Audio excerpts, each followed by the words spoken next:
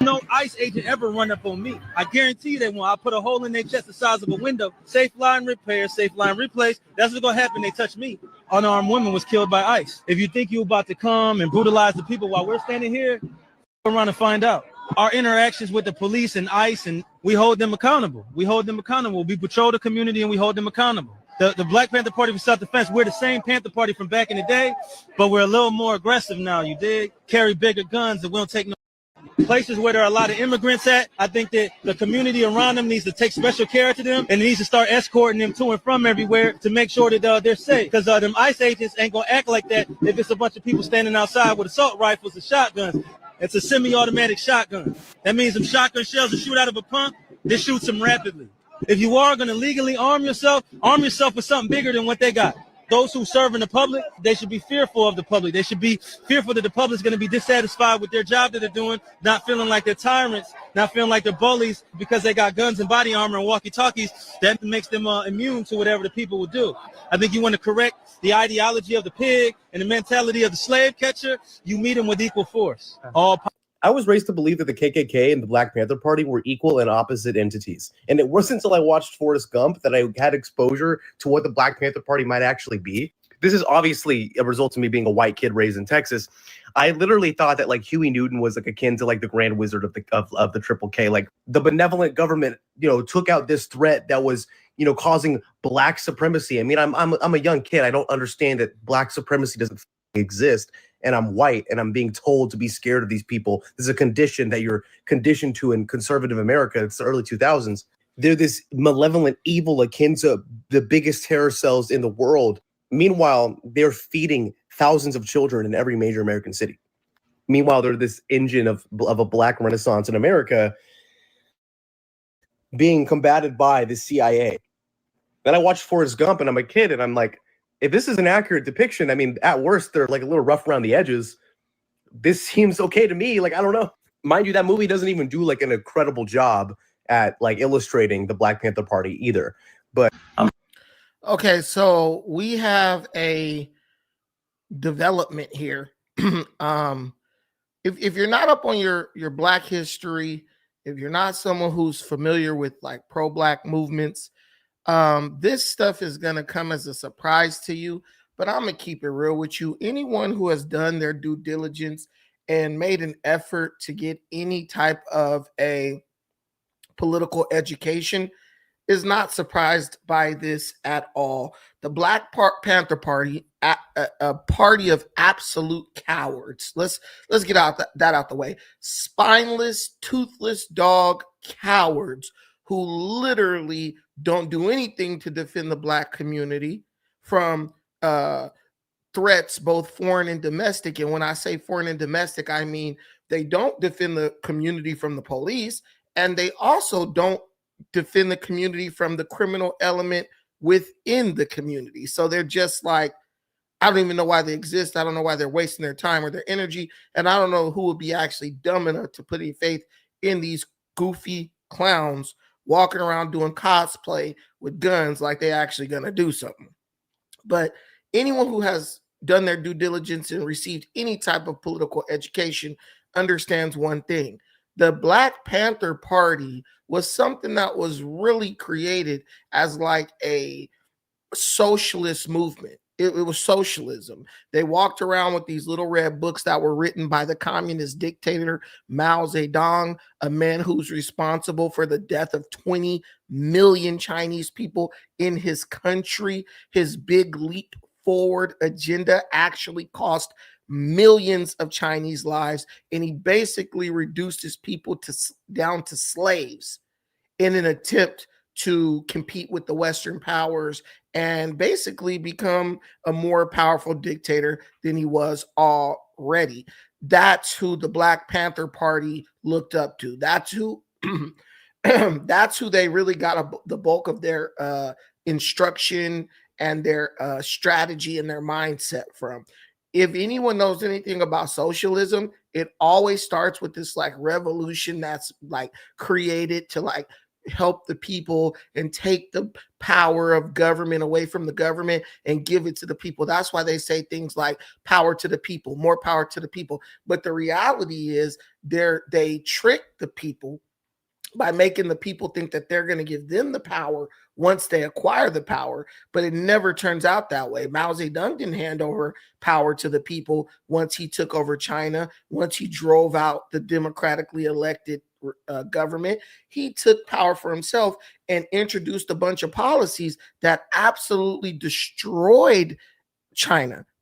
And what saved China was that the people under Mao Zedong were smart enough to realize, hey, this guy's going to kill everyone if we keep going with these policies, this slavery policy, right?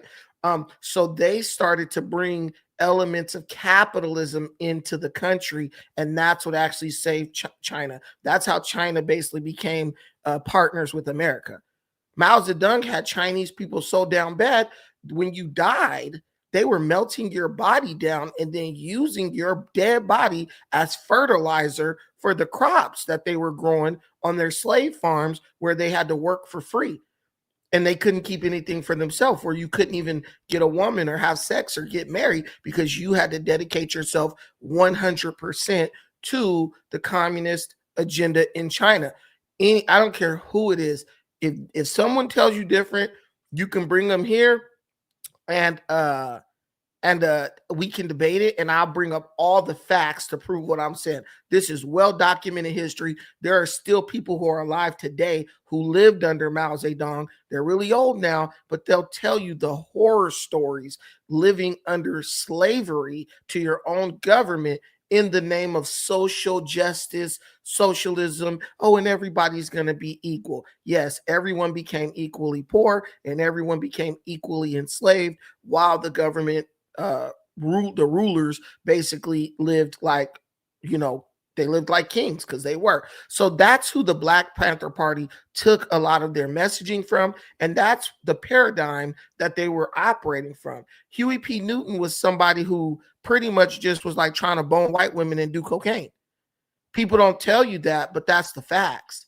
The Black Panther Party was never a party that was intended to be like a separatist party. It was always trying to be a part of the American government, but it was basically just a socialist party. They represented the socialist ideology that wanted to gain a foothold in American politics. Norbees, I don't know what you're talking about, dude. Just like America, I don't think there are any slaves in America. Everybody work, everybody get paid. People rolling around in fancy cars, dudes working at the post office driving Mercedes Benz. If that's slavery to you, well, just go look up slavery in the dictionary. Dudes is out here working at Burger King driving Chargers. Okay, that's slavery. All right, well, yeah, we got it. But guys, this can totally be a discussion. This is not something where I just wanted to talk at you. These are things that our community really needs to be discussing. Why is the Black Panther Party something that was started by us, allegedly, and then for us, allegedly, why are they so toothless and scary when it comes to defending Black people? But all of a sudden, when this white woman gets killed, Renee Nicole Good, they're up in arms. They're in the street. They talking about shooting the ice and leaving a hole in their chest and all this stuff. I mean, get a bigger gun in them and all this stuff. And I'm asking a simple question. Where were these people when Larisha Thompson was being killed down in South Carolina, where the 6 illegal immigrants shot her while she was in her car driving down the street? And then where were they when little Dakara Thompson was killed in Maryland by an illegal immigrant who kidnapped her in August, raped her, and then hid her body, and her body was not discovered until October 7th of 2025? Where was the Black Panther Party? Why is the Black Panther Party not in Chicago on O Block defending those citizens from the gang element that has taken over their town? The Black Panther Party claims to be people who are protecting the people. I see them. They hand out a lot of free lunches, but I'm not seeing any protection. And if we're measuring their effectiveness or their legitimacy based on how many people they feed, well, the United States government feeds billions of people every month, literally. The United States government feeds billions of people every single year, literally. So if our validity is determined by how many people we feed, what's the food stamp program? What is SNAP benefits? It just doesn't add up to me. It doesn't make sense to me. You want me to trust you and believe you represent me because you hand out a bunch of sandwiches? It just doesn't add up to me. But that's their claim to legitimacy. We feed so many people. But I want you to understand that the Black Panther Party was never a pro-Black or Black nationalist movement. That's what you need to understand. The original Black Panther Party, not the offshoots, the Black Riders, the new Black Panther Party, all that stuff. No, the original Black Panther Party under Huey P. Never a pro-Black organization. It was never a Black nationalist organization. It just so happened to be a political party that was started by Black people, but white people were welcome to join. Huey P. Newton loved those white women, his own admission, and they were very much aligned with white ideology, very much aligned with socialist movements, white-run socialist movements, hippie revolutions, all that stuff. And if you don't believe me, I'm going to let Chairman Birdsong, the Puerto Rican guy who is seemingly one of the most outspoken members of the Black Panther Party, I'm going to let him tell you himself. And look at what it says. The Black Panther Party stands against ICE and supports the immigrants. Okay? Understand that. He's not talking about Black immigrants specifically. He's talking about Hispanics and whoever else is getting put up out of here. And he's telling you, I stand against the American government with illegal immigrants who break the law, including but not limited to the illegal immigrants who are out here raping and murdering American citizens with impunity. Let's listen to Chairman Birdsong. Chairman Paul Birdsong from the Black Panther Party for Self-Defense. I want to address a couple things. Thing number one, I see a lot of people are asking why the Black Panthers are going up against ICE for the immigrants. Here it comes. Well, I want to tell you something. The Black Panther Party is not a Black nationalist organization. The new Black Panther Party might be. I'm not sure. The Revolutionary Black Panther Party might be. Any of these variations of Black Panther parties might be. But the Black Panther Party for Self-Defense, the one that Huey Newton started with Bobby Seale, is an internationalist organization. Internationalist organization. Globalism. If I say it, I'm a coon. Y'all don't believe me. I'm lying. I'm making this up. Oh, you don't know what you're talking about. This man who is the chairman just told you the Black Panther Party is not for you specifically. It is an international party, which they want access to American politics, but they're fighting for everybody around the world, not specifically Black people. But the reality is they are only fighting for non-Black people, because when is the last time you had the Black Panther Party fighting for somebody Black? If the Black Panther Party was doing its job, why the hell you wouldn't have needed BLM? And we already know BLM is a terrorist organization. All they've done is terrorize and destroy stuff. And when they got the $90 million from the white corporations, you didn't see a penny of that. Patrice Cullors used that money to build her real estate portfolio. I'm telling you, for as many people who have stopped watching this channel and as many people who are listening to this channel and they have criticisms of me, guys, listen, the only way you can really criticize this channel is if you don't like truth and you don't like facts. I said it, you hated it, you were mad at me. Then he turned around and said it, and now you're confused. I did the studying so you don't have to, which I hope you do it, but I did the research so you don't have to. Even, you want me to tell you what's crazy? Me and Amazing Lucas, right? We don't agree on anything. But even the Amazing Lucas made a video about these clowns and how they only found a backbone when a white woman got killed. And that right there is going to show you what the true agenda of these fake pro-Black organizations really are. You've been had.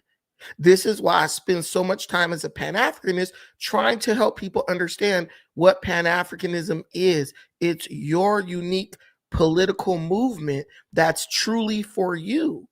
But you want to try to mix the Pan-Africanism in with socialist movements. You really think the Black Panther Party is Pan-Africanism. It's not. It's not. They will tell you that.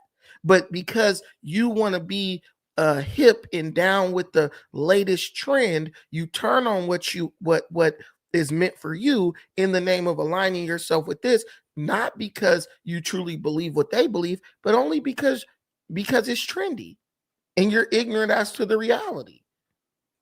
That stands as allies with oppressed people, no matter what their ethnic background is, no matter what their cultural background is. So just like my predecessors stood up against the United States of America's imperialist regime with Vietnam to stop the Vietnam War. I don't know if you know your history, you know the Black Panther. Okay, so that's pretty much it. He's saying, "Oh, I don't know if you know your history, but you know the Black Panther." But Chairman Birdsong himself just told, no. See, and listen, this is what I'm telling y'all. This is the psyop right here. You just heard this man say, "We are not a Black nationalist movement." He just said that because a lot of people are giving them criticism because they're saying, "Hey, aren't you guys supposed to be about helping Black people? When the Black women are getting killed by immigrants, you're nowhere to be found." There have been several Black women who have been killed by illegal immigrants. Black Panther Party was nowhere to be found. Now, listen to me. There were illegal immigrants who took over apartment buildings in the United States that Black people lived in Chicago, Colorado, etc. Where was the Black Panther Party? Did they go over to Aurora, Colorado, stand in front of those buildings and say, "Hey, nah, no Black person is paying you anything because we're here to protect them"? No, they didn't do that. No, they didn't do that. But this is what we do. What Norbees is doing, he won't come up here and explain to me. Norbees, let me give you the link real quick. Come up here, Norbees. Please explain to the audience how I'm manipulating what he's saying. I'm not. He said it. He said, "You guys are wondering why we up here fighting for the immigrants, the non-Black immigrants." Oh, because this is not a Black nationalist movement. I mean, as far as I was led to believe, I always thought the Black Panthers were a Black nationalist movement. I thought they were creating a political party for the Black African-American element within America. But I was totally wrong because what your mama and your granny say, they don't do no research. So they're just speaking out of ignorance. They're speaking with misplaced admiration, thinking because these dudes look good and got leather jackets and sunglasses on, oh, they must be for Black people. Oh, because they said Black power, oh, they must be for Black people. No, they're using you. They're using your image. And what being Black in America has come to represent, they're using that as a way to get you to lower your guard and develop a connection with you. And then once you join, they exploit you and use you for what they want to use you for. That's it. That's it. It's just another form of manipulation. And the worst part about this whole situation is simply the fact that we have said that we are going to sit this one out. Black people have said we are not coming to the aid of the white liberal female. We're not coming to the aid of the illegal immigrant. We're not putting ourselves and our people at risk to go and defend a bunch of illegal aliens who preyed on the Black community of Chicago, preyed on the Black community of Colorado, preyed on the Black community of New York. Did you guys see that video where the Black dude got jumped because they was trying to steal his bike and like 15 immigrants just jumped on him and beat the dog crap out of him? Did you guys see that video? No, you didn't. I don't know why. We all know that South America has a history of racism, anti-Black racism, but all of a sudden, somehow you've been taken through a mental vortex, and now you're in the street defending the same Hispanics that if you set foot in one of those South American countries and walk down the street at night, they would kill you. Go look at the people who leave America and go live in Colombia and stuff. See how many of the black dudes disappear over there. They have a history of anti-black racism in South America. Just ask the black people from South America. Now you are saying, let's let more of them in. And not only that, let's put ourselves at risk so those people can stay in this country illegally. Understand that. Understand that. Norbees, the Black Panther Party was never for Pan-Africanism as an organization. They dismissed it as cultural nationalism, 100%. The Black Panther Party was never about Pan-Africanism. Dude, okay, why didn't Huey P. Newton go to Africa? Why didn't they say, hey, let's build a bridge between here and Africa?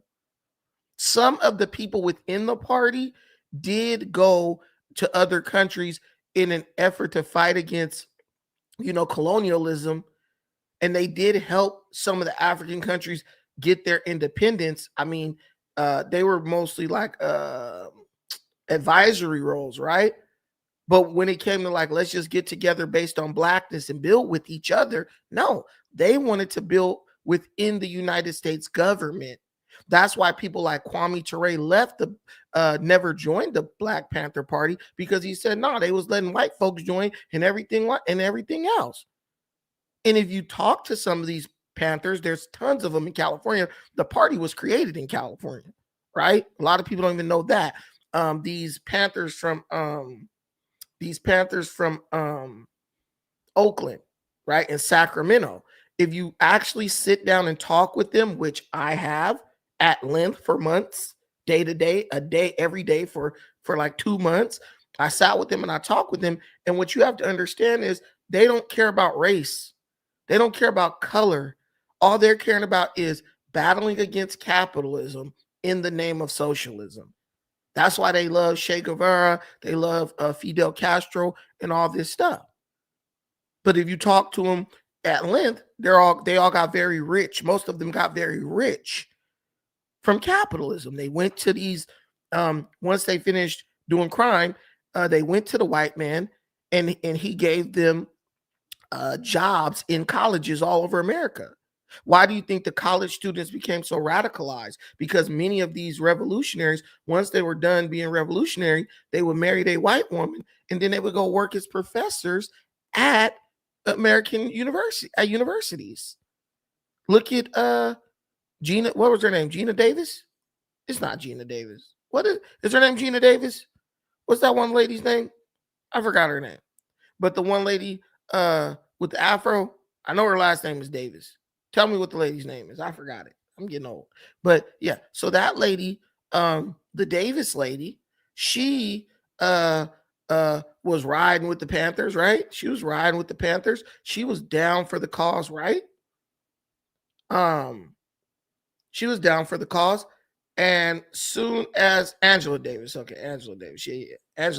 she was down with the cause. Soon as she saw it out, she became a lesbian, married a white woman, and she went to go teach at a white university. And they used what they learned to radicalize white liberal students. And that's why right now, when you look at the ICE protests and everything like that, you see the people who were children during that, youngsters during that generation, and they're out there, they're old as hell now. These are a bunch of baby boomers and, people like that. You're now seeing these people out here in the street trying to relive their college days by protesting against ICE. Why do you think they're Nazis, they're fascists, and you're looking around like, okay, they're fascists. What are they doing that's in line with fascism? Arresting an illegal immigrant is fascism? I haven't heard ICE say anything about nationalism, which is one of the key tenets of fascism. The ICE agents are like, dude, these guys are illegal. We've been ordered to arrest them and take them out. Mind you, the American people voted for that to happen. So what part of fascism is that? Oh, it's MAGA, it's the KKK, it's none of those things. There are Hispanic ICE agents deporting illegal Hispanic immigrants. Has nothing to do with nationalism, has nothing to do with race. Has everything to do with enforcing the law. And most people who claim that something is fascist, they can't even explain to you what fascism is, bro. This guy, Birdsong, in that same video is like, we're fighting against capitalism. We fight against fascism. As soon as he said fascism, I said, yo, this guy's an idiot.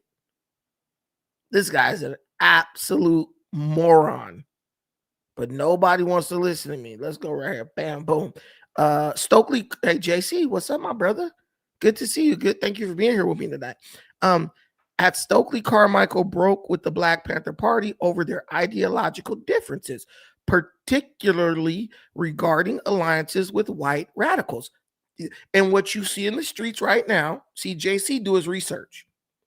See, but one of the things I realize is a disconnect with my channel, with a lot of people on YouTube.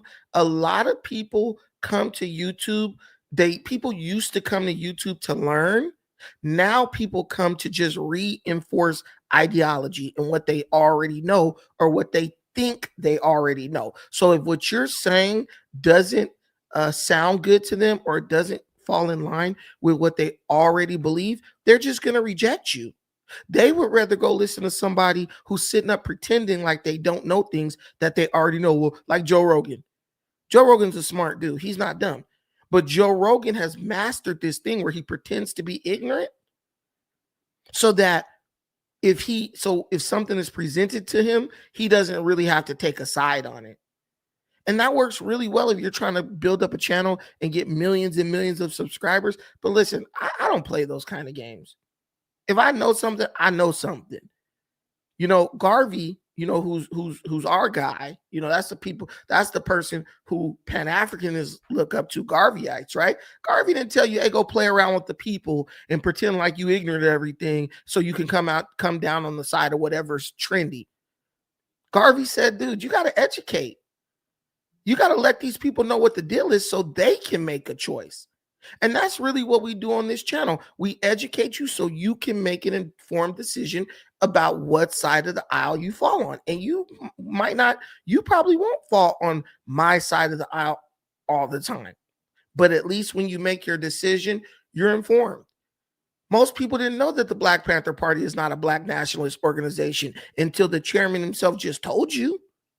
And he made it clear that there's a difference between the different iterations of the Black Panther Party, right?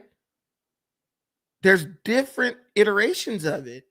And you just like, oh, it's all the Panther Party and it's all lumped up. And it's not. It's not. Norbees, you got a question? What about arresting American citizens for not having enough identification, but released more than a month later? Isn't that a dictatorship system? It's not. It's not. If you are arrested, see, this is what I'm saying, Norbees. You will ask a question from the comments, but then I would say, well, show me where the American citizen was held up for months. Show me where they were held for months, and then all of a sudden, like, oh yeah, you're good, you can go. That's not happening. If an American citizen is arrested, they might be detained for a couple of hours until they can provide proof of citizenship. See, you guys are believing this stuff, but you got to have proof of that. Where an American citizen got, you see, and this is the thing with you, Norbees. You'll say this question, right? There's no evidence of this happening right here, right? But then you follow it with this: we robbed Venezuelan oil and sold it. Okay, see, but that right there makes me know that your question up top was not in good faith. You just threw something out there to get people scared. Oh man, they're detaining American citizens. Okay, if you know let's do this. We got about 50 people in here. Okay, let's do this. Do any of you know anyone who you know personally or a friend of a friend who's an American citizen who's been arrested and held by ICE for over an hour, over 2 or 3 hours? You don't. These are just narratives that are thrown out there. And you're like, yeah, it sounds like what I want to believe. So I'm going to go with it. I already know. Okay, you're right. It was a curveball. 100%. I know. And I'm okay with you saying that. But I'm encouraging people to use common sense and logic. Me and my brother got in an argument today over the Anton Daniels Corey Holcomb situation. Well, he was arguing. I was just laughing because he's just emotional. But I expect that from bro. He's always been emotional. He's a very hyper emotional guy, flies off the handle, goes off over stuff, and then comes back, oh man, my bad. But he was so upset. And I'm like, dude, you're not looking at these things logically. You're looking at these things with emotion. And I told him, it's cost you years of your life with your hyper emotionalism and your reactionary thinking. You know, Broden went to jail for years over this shit. And I said, and you're still not learning. You're still not learning. And he's 1 year younger than me. But because I know him, I know just keep your cool. This dude ain't did no research. He just saying whatever he feels something looks like. And that's how I keep myself from getting drawn into it. But I'm not here to deceive. If I can educate, let me educate. Right? The weather outside is icy and the illegals are getting feisty. Listen, man, I'm sorry. But I ain't going out in no street risking taking a bullet from ICE or getting arrested or beat up over no illegal immigrant who wouldn't give a squirt of piss to put me out if I was on fire. Convince me that these illegal immigrants care about me and my kids, and then I'll go out there and protest for them. They don't. They will hit you in a car crash, kill you, and just keep on driving. They don't care. They're here in their own interest. That's it. It's not an emotional thing. It's not a love-hate relationship. They see an opportunity. They come here to exploit the opportunity. And when Joe Biden let 20 million of them into this country, he was doing that to exploit the electoral system in the long term. Understand, Joe Biden was very old. So when you get old, you start thinking about legacy, what you will be remembered for once you die, right? When you're that old, 80 something years old. Joe Biden tried to become the president that permanently shifted the American system in the favor of the Democrats. Let's bring in 20 million illegals, right? Within 2 generations, they'll have a bunch of kids. Those kids will be here remembering how much they were lived in fear of their parents being deported. And they're going to say, look, we need to put in DACA. We need to naturalize all these illegals because that's our family. Those are our people. And you know what? And you know what's going to happen when you get an issue like that? Every Hispanic in America, majority will vote Democrat because they'll be afraid that if they vote Republican, they'll get denaturalized and they'll start getting deported.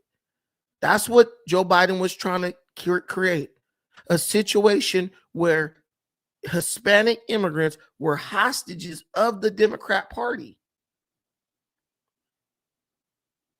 Understand that.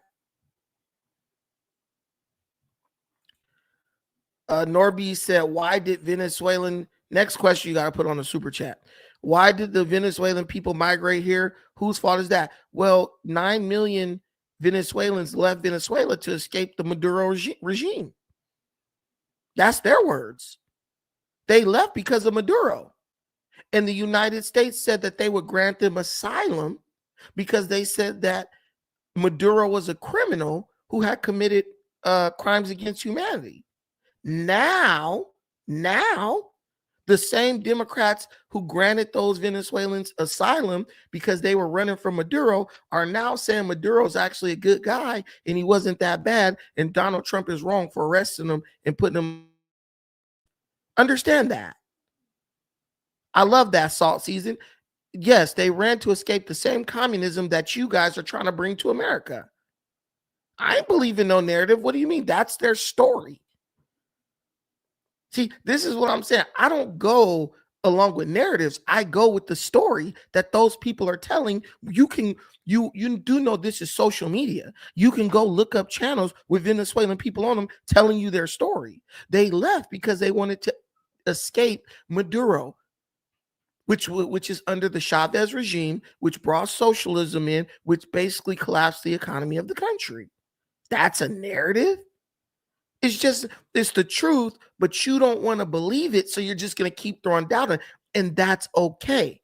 But we know what happened, and what we're dealing with now is proof that happened. 20 million people coming across the border is proof that happened. If it wasn't the case, who are we deporting? You can just deny, but it gets you nowhere. And that's okay if that's how you want to live your life. I'm just deny everything. No, well, you're wrong. You're wrong. Venezuelans celebrated Maduro's capture 100%. But we're going to keep trying to press this narrative. He wasn't bad. He wasn't. What if I told you there's a picture of Barack Obama placing a medal around the neck of Tom Homan, the guy who's deporting everybody now? He was deporting people under Obama. And he deported a record number of people under Obama. And he received a Presidential Medal of Freedom or whatever as a reward. Why are the same Democrats who celebrated deporting a record number of people, why all of a sudden are they saying, hey, people need to go out in the street and fight against ICE? That's a question. See, you want to talk about narratives. That's a question you should be asking yourself. Why did their messaging change? Why did their messaging change over the past 10, 15 years? No one wants to know. No one's answered that question. And when you understand that this is all political, see, what Norbies don't get is he is a puppet in a political farce. He's a puppet being controlled by a political string. On Tuesday, they think this because they want this on Tuesday, so they give this narrative. And then they want something else on Friday, so they tug your string the other way. And then you try to figure a way to do mental gymnastics so you can make it make sense to yourself. You're doing deflection and projection. You're projecting onto me the situation that you're in. I didn't think illegal immigrants should be able to come in this country in 2008. I don't think that they should be able to come into this country in 2026. And I'm not going to believe they should be allowed to come in this country in 2028. My situation, my mind is the same on it. Your mind is changing based on which way the Democrat Party pulls your strings. So you ask me some questions. I want to ask you a question. I want to ask you to explain something to me. Explain this to me. Explain this to me. Make this make sense to me. He asked me questions. I answered them. Norbies, explain this to me.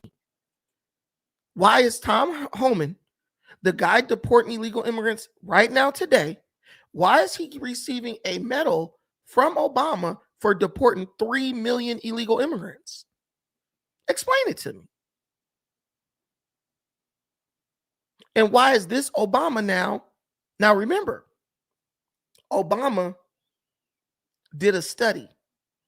And in the study that Obama did, it determined that illegal immigration has a negative impact on the Black or African American community, a disproportionately negative impact on the Black or African American community. So if you're down with the African American community, why would you be defending illegal immigration? Obama continuously talked about how illegal immigration was a threat to the African American community. And he appointed this man, Tom Homan, to get rid of the illegal immigrants. Now, all of a sudden, it's a problem.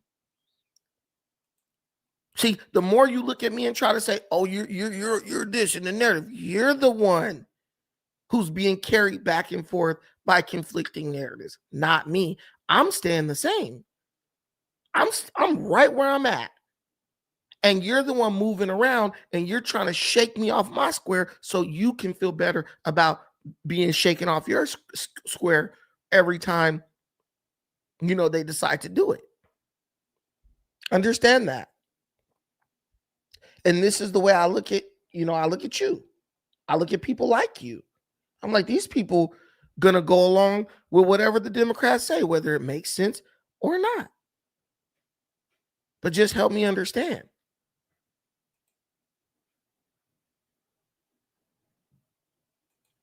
Obama said himself, he's more conservative than Republicans. 100%. Hey guys, we have a goal tonight. 5 super chats of $25. 5 super chats of $5. That's our goal. Let's try to hit that goal tonight. Wouldn't that be awesome if we could hit that goal tonight on one of these like little low-key late night sessions? We'd be doing better than the daytime session. And we're really getting down to the nitty-gritty. And if we hit the goal, I'll keep going. I know you guys are up tonight. It's a Saturday night. For some of us, this is our entertainment, you know, and I'm spending Saturday night with you guys. It's still relatively early in Cali. It's 9:30. Okay, now I want to talk about something else, man. Oh, man, this is crazy. I think y'all done got tendernism. You know, Walter, the brother who works down at the Destination Smokehouse in Marietta, California. I think black people have gotten Walter fired from his job. The rumors are going around saying that Walter, Mr. Tendernism himself, they're saying that he's been let go. And these are just reports, allegedly. I don't know if this is a fact. They're saying that bro has been let go from his job at Tendernism, where he was the face of the franchise, because of a negative review and the fallout from a negative review by Keith Lee. I'm gonna let you watch this clip, and then I'm gonna tell you what I think about this. So allegedly, they have fired Unc from Destination Smokehouse, Mr. Tenderism himself. That's what I said. Allegedly, they had fired Unc from the Tenderism Destination Smokehouse.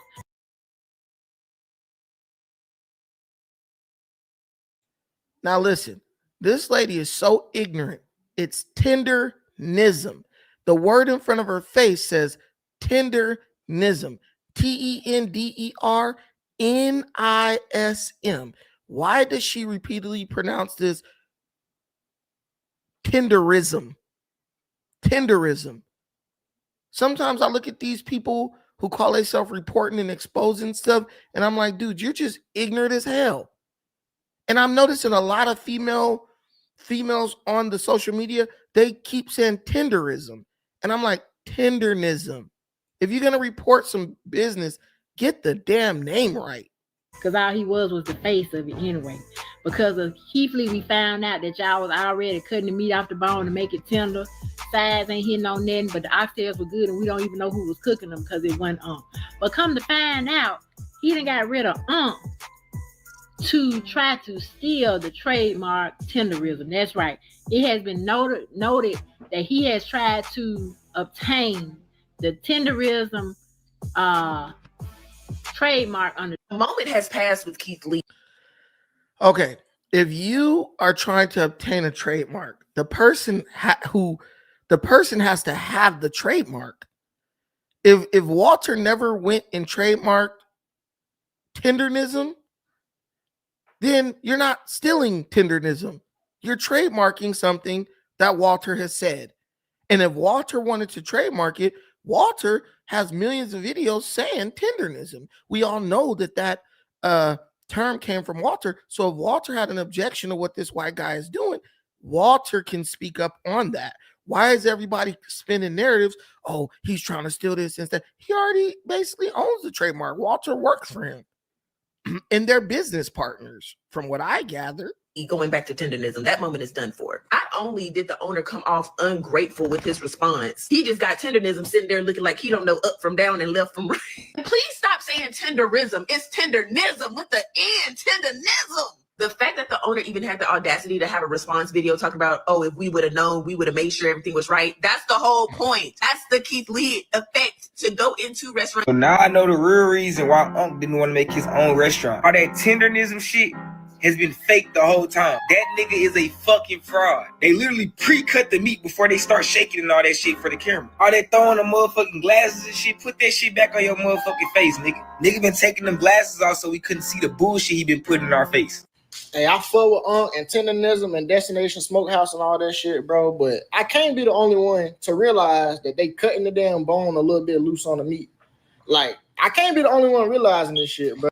Ain't no damn way. I don't care how much tenderism that bitch got. I don't care how tender that motherfucking rib is. That motherfucking bone is not sliding out just like that without even a little motherfucking string of meat attached to that motherfucker. That bitch is being cut out, chat. What we are witnessing is an old black man being used as a mascot for another man, white man's restaurant. Had it not been for food reviewers. Now, I want you to know something. Notice something.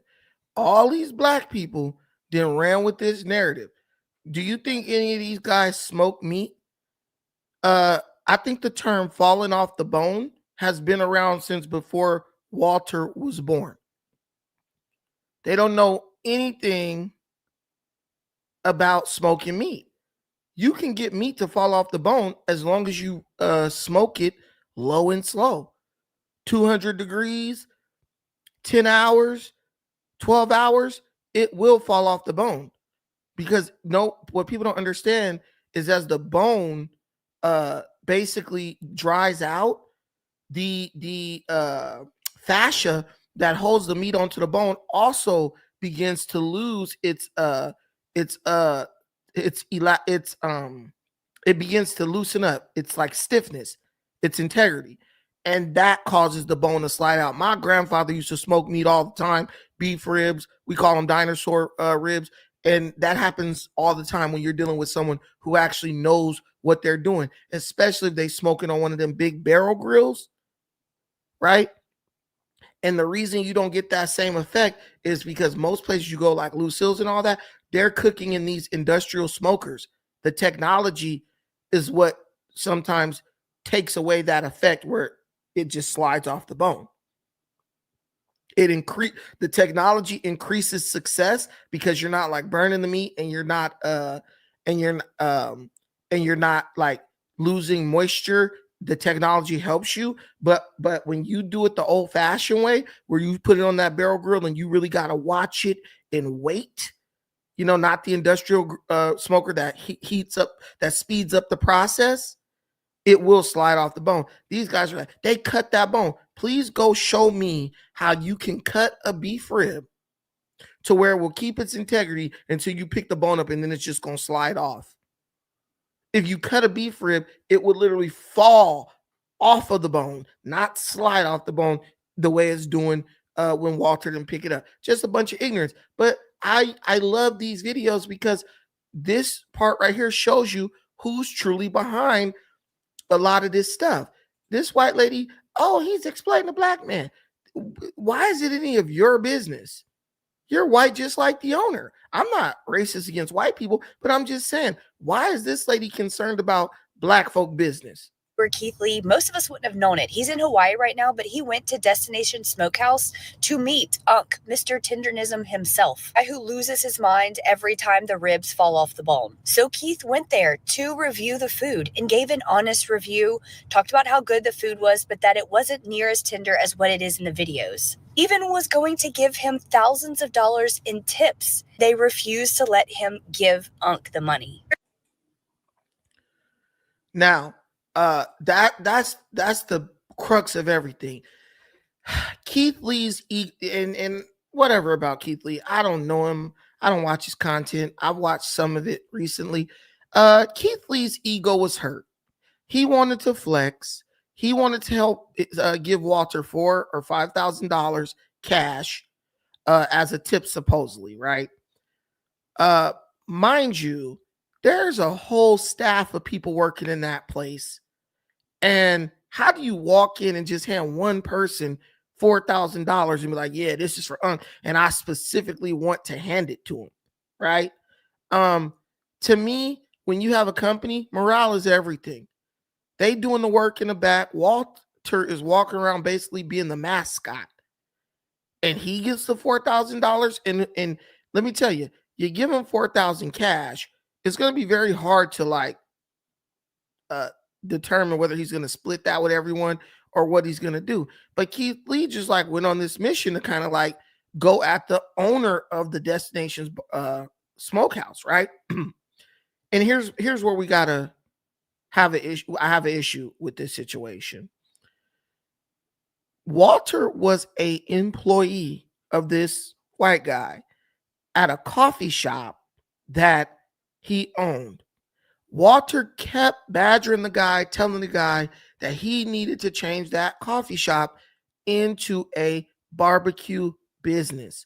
Walter, under his own volition, said he knew something about barbecue, and he convinced this white guy to go in business with him doing barbecue. I don't know the nature or the details of their relationship, but they both admit it was Walter's idea, and bro took a risk. Now, when you are an investor, you assume all the risk. Walter didn't have no damn money, or Walter would have opened up the barbecue spot on his own. Walter is an old man. I'm sure he has family members, sons, cousins, uncles, brothers, all that, who he has probably mentioned this idea to before. Probably has black people who have money who he has mentioned this idea to before. For whatever reason, none of these people took Walter up on his offer to open up this barbecue spot and make it tendernism, right? The white guy took the risk. Now, Keith Lee and the black hordes are attacking this white guy, saying, oh, he's jealous of tendernism. He's trying to take the trademark. He's this and this and this and that and all that stuff. And when I heard the guy kind of explain what was going on, it didn't seem like bro was jealous of Walter. It was that Keith Lee, like many black people do, Keith Lee is not the best communicator. Even when you watch his videos, bro is just kind of mush mouth. He's just mumbling. And I'm surprised he has a wife because he comes off a little, not to say too much, but he's not the best communicator even in his videos. His reviews are like, he eats something. Let me see. I'm going to do Keith Lee with this coffee.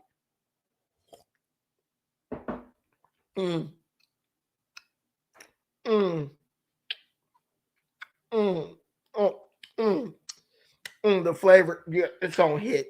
Yeah, it's not the best I had, but the bark, 7.5 out of 10. And that's it. That's his video. He doesn't even go into detail like my favorite food reviewer, LA Try Guy. He's better than Keith Lee by a mile.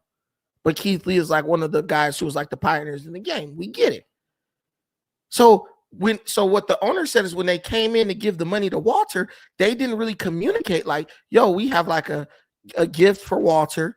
We want to give him this money. And they probably was trying to keep it on the low, but because Walter is swarmed with fans, right, who want to see him and talk to him and take a picture with him every single day, the line is damn near down the street.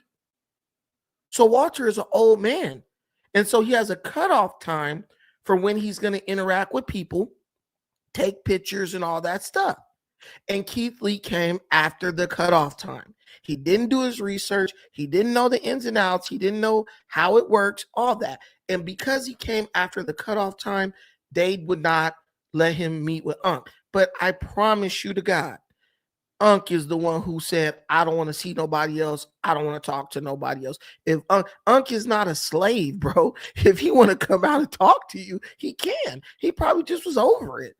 I don't know if you guys have ever been around old people. When they threw. They live long enough to say, I'm done. Okay, I'm good. I'm not trying to do that right now. Tomorrow. He has to pace himself. He's old. Bro pushed himself too hard. He could die. He's that old. But Keith Lee then blamed that on a white dude. And I'm like, it's not that the white dude is enslaving Unc. It's that you perceive Unc to be a slave to the white man.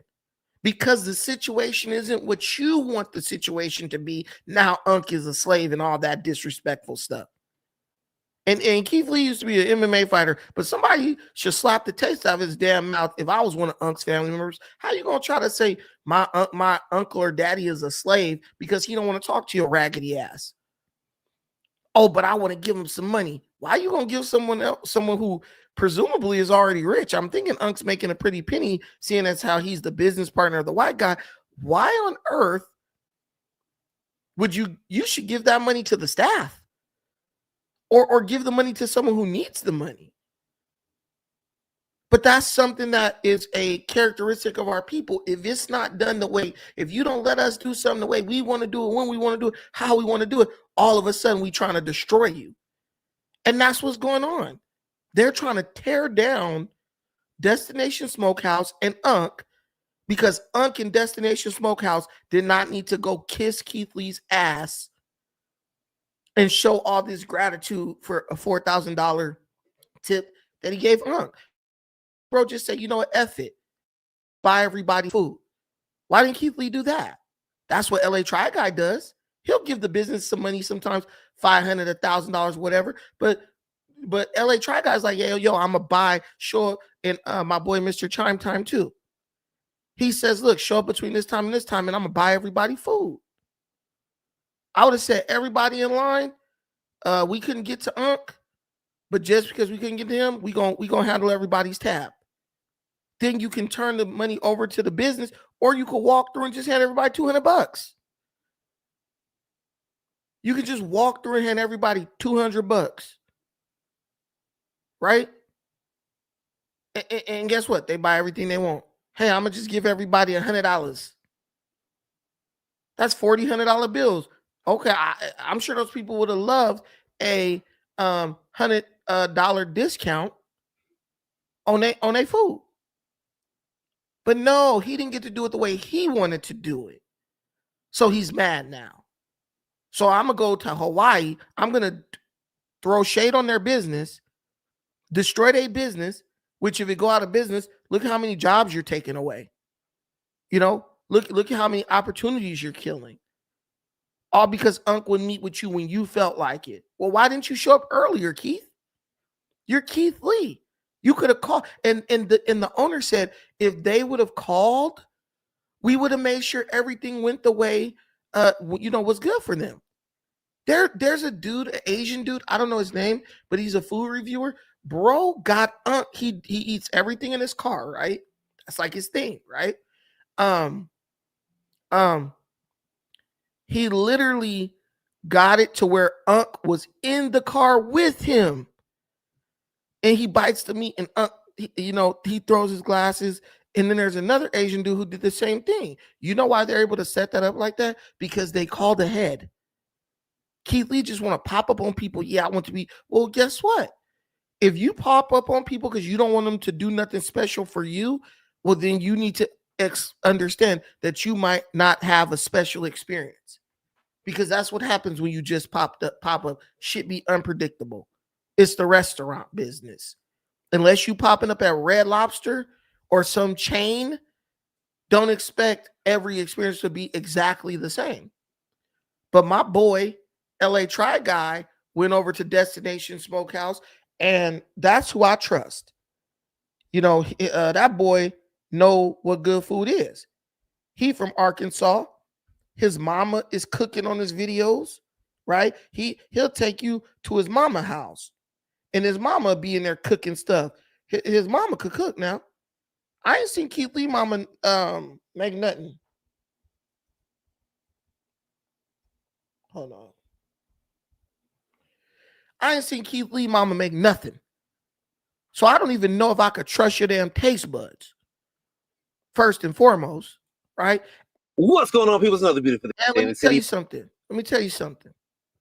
If y'all know about LA Try Guy, LA Try Guy keeps it 1000% real. I seen this dude in front of celebrities and tell them, hey, this ain't it. This ain't good. He went with your boy Big Baby Davis, from who used to play for the Celtics, to this gumbo place downtown LA. He told him straight up, hey, this is like way too salty. This ain't good. Big Baby Davis was looking crazy. Like, what? He was like, yeah, it ain't good. It's too salty. This dude don't beat around the bush. But if y'all don't know who LA Try Guy is, I would recommend y'all trust this dude way more than Keith Lee, because he's just way more, in my opinion, honest. Man, today we are driving 2 hours to try what's considered some of the best barbecue in Southern California, according to this guy. The best. That's what he said. That's what Cuzzo said. Now, Cam has tried this place before. My bad. God damn! Who calling you right now? Oh, that was Siri just saying, hey, the 2 hours is worth it. Make the drive. That's what Siri just I said. hope it's worth the drive. So y'all know Jackie, man. Jackie's back. We're back. For another video, man. Dun, dun, dun, dun. Jackie is extremely gorgeous, by the way. This dude is honest. So Keith Lee is saying, oh, it ain't as good as da-da-da-da, right? Okay, so I'm going to go to a reviewer who I trust, because I've gone to places that LA Try Guy has gone to, and everything he said about the food was legitimate. So check this out. Let's see what he says, other than hating ass Keith Lee, who's all up in his ego. Yo, a big platter of goodness gracious. God dang. Yo. My man. Yo, stop. This is insane. Stop. This is insane. Come here, man. What's your name again, bro? Nick. Come here, Nick. Tell me what's on this platter, dog. What is this? Oh, all right. All cool. good, all good. So starts out with a lot of our. Now notice they called ahead. Nick, the owner, is giving them the experience, right? That's how you do business, professional. He's hospitable. So why is Nick, LA Try Guy, having such a good experience with Nick, the owner, but then Keith Lee's all bashing the dude? Dude's cool. Our classics, we have our smoked oxtail, our smoked brisket, our dino beef rib, and our pork ribs, and our smoked turkey. The other stuff that we do that's more California style barbecue, we have a smoked burger here with pastrami, sliced pastrami on top. These are our street tacos, pork belly tacos, cilantro, onion, avocado crema. These are our sides. Are we fast forward? Okay. Let's get a little ribs. A little ribs. You got, okay. I'm got to pick one up. Like, oh, Okay. them things smoking, steaming. Like, first off, look at the color on these, right? Wow. Looks beautiful. They have a nice tacky barbecue right there. You know what I'm saying? You know what makes a good rib? What makes a good rib? A rib that when you take that bite off the bone, it don't come right off. It should have a little pull to it, a little bite. You know what I mean? Yeah. That's how you know you cooked it properly. Okay. You see how the end is poking up right here? Yes. These are some beautifully cut ribs. The color is nice. Everything. This one wasn't cut too well, but if you flip it to that side, you see the color's nice on it and everything. This dude think he a real master. Famous Days All-Star Barbecue. Now listen, he's being honest. This wasn't cut that well, but on this side, it looks good. This guy's genuine. He ain't going to lie for your food. He's not going to risk his reputation to lie for you. I can't, bro, you know how to make you some ribs and it was fire, dog. Don't play me like that. Let's see. All right, here we go.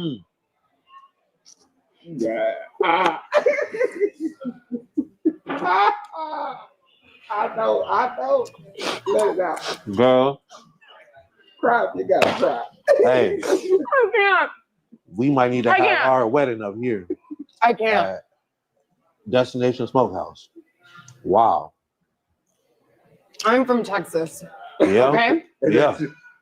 I'm from Texas. Yeah. Some of the best barbecue in the world. Uh-huh.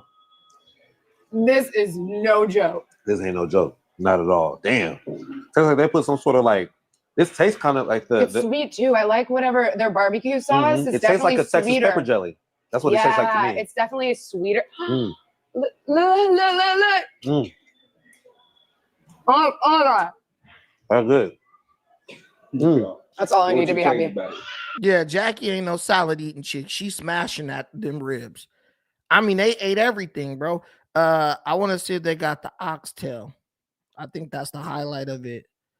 Dessert. Why didn't they try the oxtails first? That's what I would have did. Okay, look at the turkey. They gonna be honest about the turkey. I think I watched this review. Hey, man. Okay. Let's see.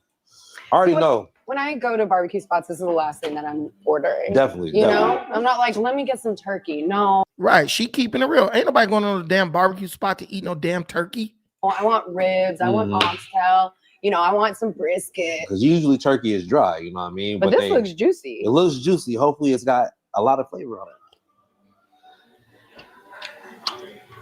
And does. Wow. Here's the thing. Why go for this when you have all of this? That's how I feel, you know? It is really tasty, but I'm just like, in comparison, I don't need the turkey. Maybe if you're on the health ground or something. I you know what I mean? guess. A nice lean piece of turkey. I suppose. I will say the texture though is really, really nice. It's that melt in your mouth texture. Because sometimes with turkey it can be a little dry. This isn't. She keeping it real. Shit, I don't want this shit if I go to a barbecue place. I want some good shit. So that's what I'm saying with Keith Lee. I don't get that level of genuine, you know, like I'm really trying to like, you know, I feel like bro just kind of he ain't gonna say nothing bad. If he say something bad, most of the time I think it's about it's due to the service. Let's see what this is. I'll let you do what you want to yours. Yeah, let me go ahead and get that. Let me get some lime. So Look at this. I don't even know what this is. Some type of green guacamole salsita with, I don't know if this is pork brisket or pork. I don't know. Look at that. That looks crazy, doesn't it? Oh my God. Look at that right there. That was crazy, doesn't it? Cheers. Cheers. I look fire. I'm about to go to destination. Oh my God. What? I don't even know what to say anymore. Yo. That's freaking delicious. And here's where the oxtails are.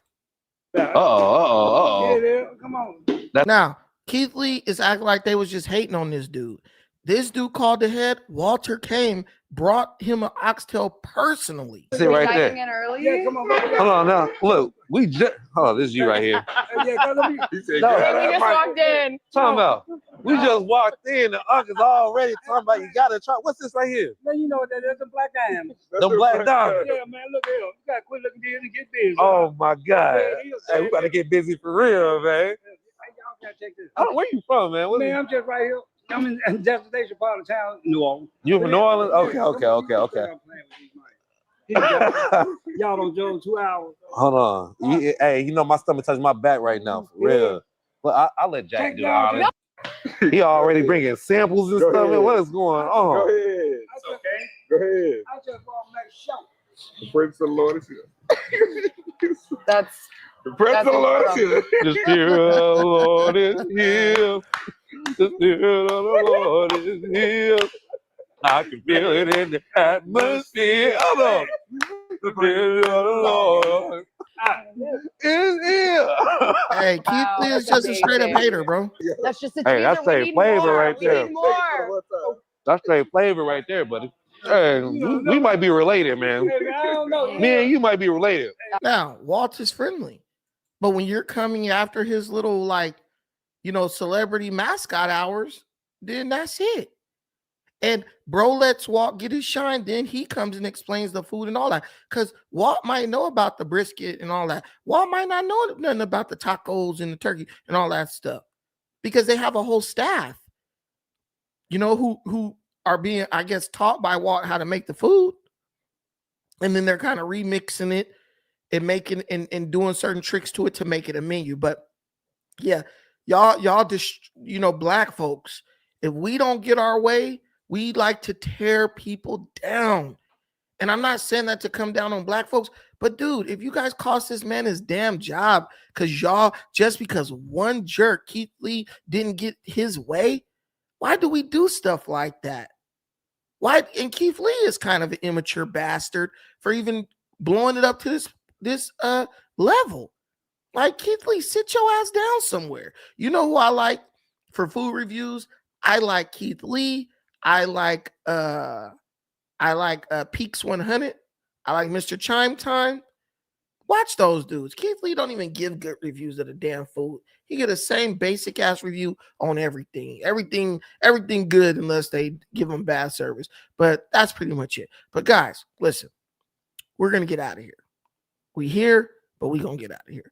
It's getting late. 10 o'clock over here, and I know it's much later where y'all at. Thank y'all so much for watching this. I appreciate everything you do for me in this channel. Till the next time, peace and a bottle of hair grease.